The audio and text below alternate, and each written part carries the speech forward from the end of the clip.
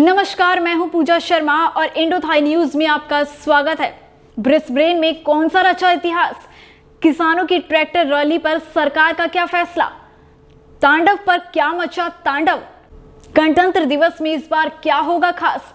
इन्हीं सभी मुख्य खबरों पर डालेंगे नजर। आइए चलते हैं।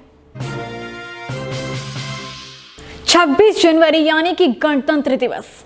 भारत के गणतंत्र दिवस पर दुनिया की नजरें टिकी रहती हैं क्योंकि ये समारोह अपने आप में बेमिसाल है। लेकिन इस बार के गणतंत्र दिवस अब कई मायनों में अलग होने वाला है। वो कैसे, हम आपको बताते हैं।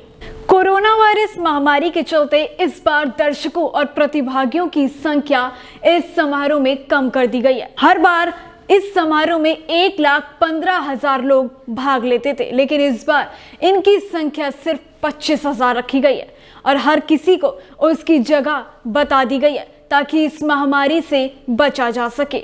कोरोना वायरस महामारी के कारण इस बार के गणतंत्र दिवस समारोह में कोई भी विदेशी चीफ गेस्ट मेहमान के तौर पर शामिल नहीं होगा। जी हां, इतिहास में ऐसा पहली बार होने जा रहा है जब गणतंत्र दिवस समारोह में कोई भी चीफ गेस्ट उपलब्ध नहीं होगा।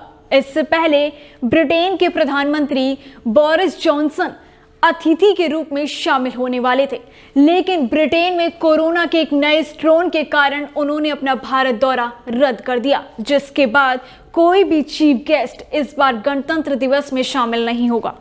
इस बार छोटे बच्चे भी गणतंत्र दिवस में शामिल नहीं होंगे। 15 साल से ज्यादा उम्र के बच्चे ही इस परेड में हिस्सा ले सकेंगे। दिव्यांग लोग भी इस बार इस परेड का हिस्सा नहीं बनेंगे। इस बार परेड की लंबाई भी छोटी कर दी गई है। पहले राजपथ से लेकर लाल किले तक परेड देखी जाती थी, लेकिन इस बार केवल राजपथ से नेशनल स्टेडियम तक ही परेड निकाली जाएगी और उनके दस्तों को भी छोटा कर दिया गया है। परेड में उन्हीं लोगों को शामिल किया जाएगा जितनी सीटें उपलब्ध हैं। किसी को भी खड़े होकर परेड देखने की इजाजत नहीं मिलेगी।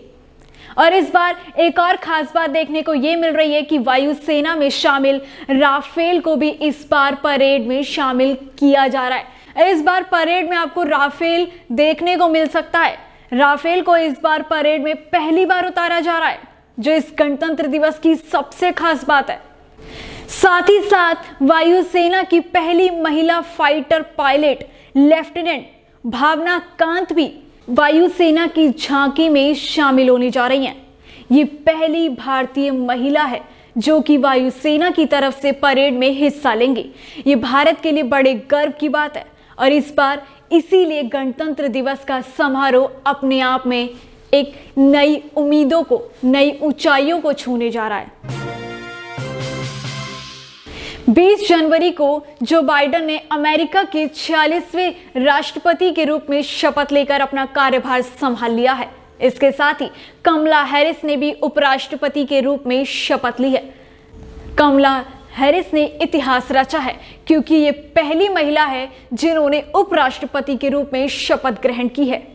जैसे ही उन्होंने शपथ ग्रहण की, उन्होंने ट्वीट कर अपनी मां को याद किया और उन्होंने लिखा, ये मेरे लिए बेहद गर्व की बात है क्योंकि आज मैं जो भी हूं अपनी मां की वजह से हूं। इसके साथ ही जो बाइडेन ने शपथ के बाद कहा, ये किसी उम्मीदवार की नहीं, ये मेरी नहीं बल्कि एक लोकतंत्र की जीत है जिसके लिए मैं बेहद खुश हूं। साथ ही साथ ट्रंप के प्रशासन में उपराष्ट्रपति रहे माइक पेंस ने भी इस समारोह में शिरकत की, लेकिन ट्रंप ने इस समारोह से बायकॉट किया। बाइडेन के शपथ लेने के साथ ही ट्रंप ने व्हाइट हाउस छोड़ दिया और वहां पर एक वो चिट्ठी भी छोड़कर गए जिसमें क्या लिखा है इसका खुलासा भी नहीं हुआ है। लेकिन 150 सालों में ऐसा पहली बार हुआ है कि किसी पूर्व राष्ट्रपति ने किसी समारोह में हिस्सा ना लिया हो और उसका बायकॉट किया हो। बाइडेन के पदभार ग्रहण करते ही उन्होंने ट्रंप के फैसलों को बदलने का काम शुरू कर दिया। उन्होंने ऐसी नीतियों पर हस्ताक्षर किए जो ट्रंप के काल में होते थे, लेकिन उनको बदलने पर उन्होंने हस्ताक्षर किए, जैसे कि प्रवासियों को राहत दी जाएगी, कोरोना वायरस को जल्दी से जल्दी खत्म करने की नीतियां अपनाई जाएंगी, मुस्लिम देशों पर से बैन हटाया जाएगा। इस तरह की कई नीतियों पर उन्होंने हस्ताक्षर किए। बाइडेन ने बड़े गर्व के साथ कहा कि इस कोरोना काल के बाद अब जो समय आएगा वो काम का समय होगा। हम इस समय को बर्बाद नहीं करना चाहते। इस समय हम एक साथ मिलकर काम करेंगे, एक साथ मिलकर सबकी भावनाओं का ख्याल रखेंगे, साथ ही साथ आगे बढ़ेंगे। जितनी तेजी से कोरोना वायरस ने भारत में अपने पैर पसारने शुरू किए थे, उतनी ही तेजी से वैक्सीनेशन का कार्य भी शुरू हो चुका है। पहले दिन 2,07,265 लोगों को कोरोना वैक्सीन दिया गया और अब नई रिपोर्ट के मुताबिक देश में अब तक कुल 7,86,000 लोगों को वैक्सीनेट किया जा चुका है। लेकिन इस कोरोना वायरस की वैक्सीन को लेकर लोगों के मन में बड़े सवाल उठ रहे हैं। क्या ये वैक्सीन सुरक्षित है? क्या इसके साइड इफेक्ट हैं? क्या ये जानलेवा भी है? क्या इससे कोरोना को मात दी जा सकती है? इन सभी सवालों के साथ इस रिपोर्ट में हम हर जानकारी देने आए हैं। डॉक्टर्स के मुताबिक ये कोरोना वैक्सीन पूरी तरह से सुरक्षित है। इसके कुछ साइड इफेक्ट हैं, लेकिन डॉक्टर्स का कहना है कि हर वैक्सीनेशन के कुछ ना कुछ साइड इफेक्ट होते हैं। इनसे घबराने और डरने की कोई बात नहीं है। इसी तरह से कोरोना वैक्सीन को जरूर लें। ये कोरोना को खत्म करने में और कोरोना ना होने में बेहद फायदेमंद है। केंद्र सरकार ने साफ तौर पर कहा है कि जो अफवाहें फैला रहा है कि कोरोना वैक्सीन मौत का कारण बन सकती है, ये बिल्कुल सुरक्षित नहीं है। उन अफवाहों से बचें और अपनी वैक्सीन को जरूर लें। डॉक्टर्स ने कुछ और चीजें भी बताई हैं कि किन लोगों को कोरोना वैक्सीन पहले दिया जाएगा और किसको नहीं दिया जाएगा। डॉक्टर्स का कहना है कि 15 साल से कम उम्र के बच्चों को वैक्सीनेट नहीं किया जाएगा। साथ ही साथ जो महिलाएं गर्भवती हैं या अपने बच्चे को जो स्तनपान करा रही हैं, उनको भी वैक्सीनेट नहीं किया जाएगा। या जो कोरोना से पीड़ित हैं या इसके संदिग्ध भी हैं, उनको ये वैक्सीनेशन नहीं दिया जाएगा। लेकिन उससे बड़ी बात यह है कि लोगों के मन में यह भी सवाल आ रहा है कि जब वो वैक्सीनेशन के लिए जाएं तो क्या क्या सावधानियां बरतें। इस पर डॉक्टर्स का कहना है कि कोई खास सावधानी की जरूरत नहीं है, लेकिन जब भी आप वैक्सीनेशन के लिए जाएं, नाश्ता कर जाएं, यह आपके लिए बहुत अच्छा रहेगा। आप अगर कोई दवा ले रहे हैं या किसी बीमारी से पीड़ित हैं तो उसकी दवा को साथ में लेकर जाएं, जिससे डॉक्टर्स को आपकी बीमारी को समझने में और वैक्सीनेशन करने में आसानी हो सके। अपनी सारी रिपोर्ट्स भी साथ लेकर जाएं, जिससे होने वाले साइड इफेक्ट्स के बारे में भी डॉक्टर आपको पहले बता सकें। सरकार ने यह भी कहा है कि इस कोरोना वैक्सीन को आम जन तक पहुंचाने की जिम्मेदारी बहुत बड़े स्तर पर है, लेकिन इसको निभाना हमारा कर्तव्य बनता है और भारत सबसे पहले सबसे जल्दी कोरोना पर काबू पा लेगा और जल्दी से जल्दी घर घर तक आम जन तक वैक्सीन को पहुंचाया जाएगा। भारतीय स्वतंत्रता संग्राम के चेहरों में से सबसे प्रमुख चेहरों में से एक नेताजी सुभाष चंद्र बोस की जयंती इस वर्ष से पराक्रम दिवस के रूप में मनाई जाएगी। केंद्र सरकार ने यह ऐलान कर दिया है कि हर वर्ष 23 जनवरी को होने वाली नेताजी की जयंती पराक्रम दिवस के रूप में जानी जाएगी। गृह मंत्री अमित शाह की अध्यक्षता में एक कमेटी का गठन किया गया है और इस कमेटी में बहुत से लोगों को शामिल किया गया है। ये कमेटी जयंती के समारोह की रूपरेखा तय करेगी। समारोह कहां पर, कितने लोगों के साथ और किस तरह से मनाया जाएगा। इस कमेटी में बेहद बड़े बड़े नेताओं के साथ साथ विपक्ष के नेता भी शामिल हैं। साथ साथ नेताजी के परिवार वालों को भी इस कमेटी का सदस्य बनाया गया है। ये कमेटी प्रतिवर्ष समारोह की रूपरेखाओं को तय करते हुए आगे बढ़ेगी। समारोह के कार्यक्रमों की शुरुआत 23 जनवरी से नेताजी की 125वीं जयंती से शुरू होगी, जिसमें साल भर कार्यक्रम होंगे। प्रधानमंत्री नरेंद्र मोदी इसी वर्ष 23 जनवरी को कार्यक्रम की शुरुआत करेंगे और वो ये शुरुआत कोलकाता की मेमोरियल हॉल से शुरू करेंगे। क्या कुछ खास होगा इस समारोह में, ये देखने लायक है। भारतीय क्रिकेट टीम ने मंगलवार को ब्रिस्बेन में ऑस्ट्रेलिया को 3 विकेट से हराकर इतिहास रच दिया। भारतीय क्रिकेट टीम ने मंगलवार को ब्रिस्बेन में 2-1 से सीरीज जीतकर शानदार जीत हासिल की है। टीम ने 328 रन का टारगेट चेस किया था, जिसको पूरा करते हुए टीम ने 2-1 से सीरीज पर कब्जा कर लिया। ये भारत के लिए वाकई गर्व की बात है।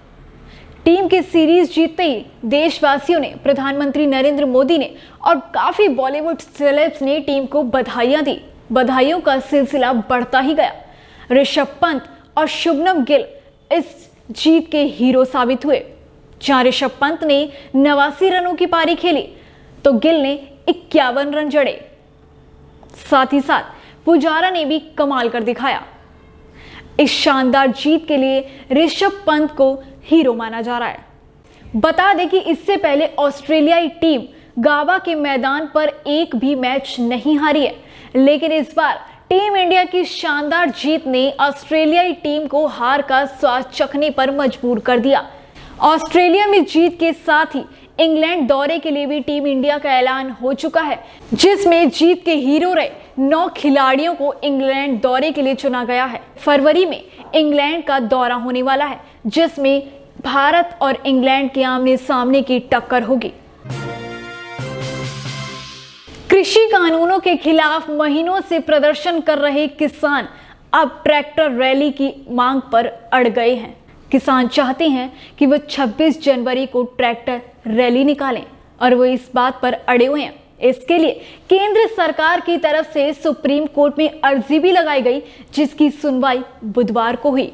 Chief justice एस.ए. बोबडे की बेंच ने यह साफ तौर पर कह दिया है कि इसका कोर्ट से कोई लेना देना नहीं है, आप अपनी अर्जी वापस ले सकते हैं।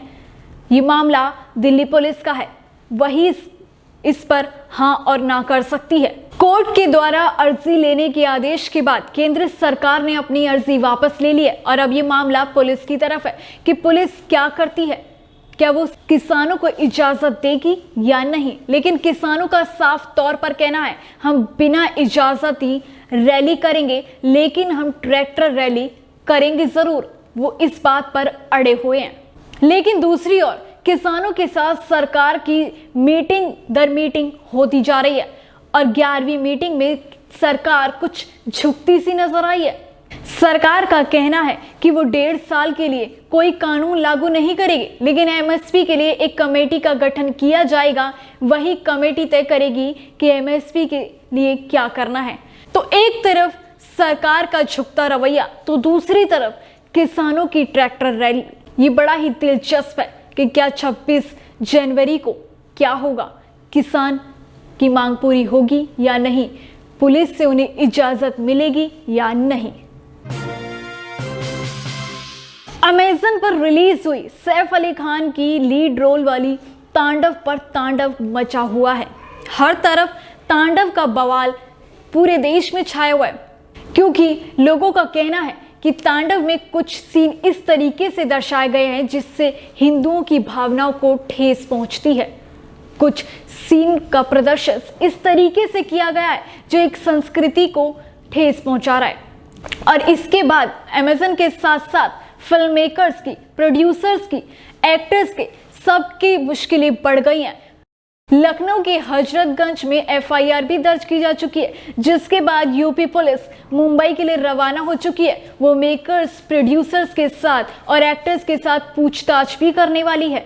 अब देखना ये होगा कि एफआईआर के बाद, इतने बड़े तांडव के बाद, तांडव पर क्या बवाल मचता है। तो ये थी इस सप्ताह की प्रमुख खबरें। मुझे दीजिए इजाजत और जुड़े रहिए इंडो थाई न्यूज के साथ।